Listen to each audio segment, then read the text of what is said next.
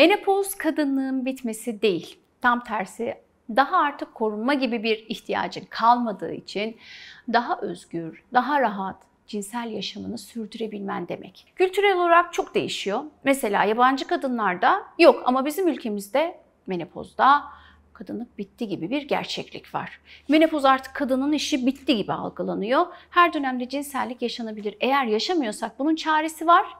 Kaderimiz değil. Menopoz sonrası dönem dediğimiz postmenopozal dönemde cinsel yolla bulaşan hastalıkların artışıyla ilgili yurt dışından artık çalışmalar geliyor bize. Korunma amacıyla prezervatif kullanılması tabii ki postmenopozal dönemde gereksiz bir uygulama gibi algılanmış. Yurt dışındaki insanlar yaşlı nüfusta yaygın cinsel ilişkilerle beraber işte postmenopozal o yaşlılık dönemindeki cinsel yolla bulaşan hastalıkların artışı tespit edilmiş. Bizim ülkemizdeki yaş yetmiş, iş bitmiş inancının aksine onlar özgürce seks yapabilmeyi düşündükleri, cinselliğin bittiğini kabul etmedikleri bir dönem. Yurt dışındaki Almanya'dan gelen bu çalışma korunmadan cinsel ilişki yaşayan yaşlı popülasyonlarının yani yaşlananların cinsel yolla bulaşan hastalıkların artışından bahsediyor. Yani aslında bir kültürel mesele. Bizim toplumumuzla Batı toplumu arasındaki bir fark. Cinselliğin her yaşta sağlıklı bir şekilde yaşanabilmesi o kültürün menopoza ve cinselliğe bakış açısıyla çok alakalı. Bizim menopoza ve andropoza bakış açımızı güncellememiz lazım ve değiştirmemiz lazım.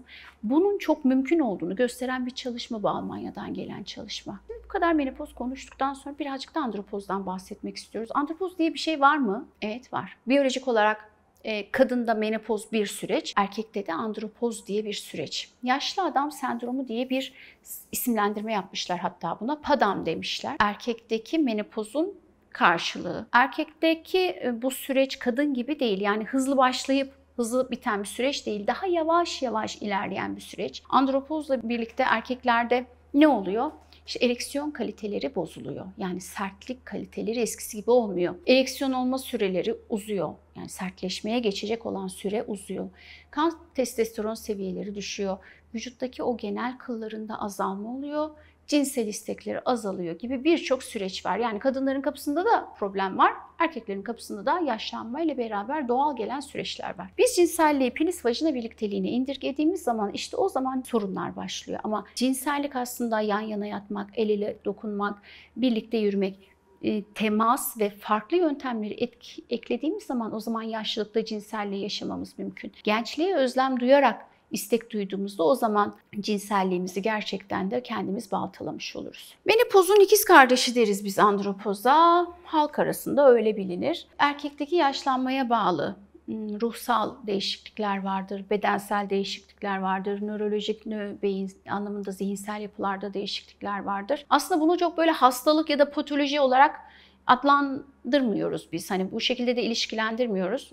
Biz yaşadığımızda değil de yaşadıklarımızı nasıl isimlendirdiğimiz zaman o zaman patoloji, o zaman hastalık oluyor. Bu dönemler hayatımızın birer dönemi, birer parçası. Tıpkı çocukluk gibi, ergenlik gibi, hamilelik gibi bir süreç. Bunlar doğal ve hastalık gibi adlandırmıyoruz. Testosteron azalıyor, ereksiyon problemleri oluyor ve doğal bir süreç. Bunlar beklenen şeyler. Şimdi erkekte bu yaşanırken partneri kadında da menopoza bağlı bazı süreçler oluyor ama belki kadın menopozu kötü algılamıyor ve istek arzusunda problem yok. Kendi bedeniyle ilgili problemi yok ama kadın cinsel arzu azalması yaşıyor diyelim. Biliyorsunuz bizim toplumlarda kadınla erkek arasında yaş farkı biraz fazla oluyor. Yani kadın erkek anlamında erkek hem daha çabuk yaşlanıyor hem de genellikle de erkek kadından yaş olarak büyük oluyor. İşte erkek yaşlandığı zaman erkeğin fonksiyonları eskisi gibi kadar olmadığında kadının cinsel arzusu ve isteği azalabiliyor. Yani aslında kadın bedensel imge anlamında, fiziksel anlamda kendisi iyi olabiliyor ama partnerine karşı cinsel arzusu azalıp çekim azlığı yaşayabiliyor.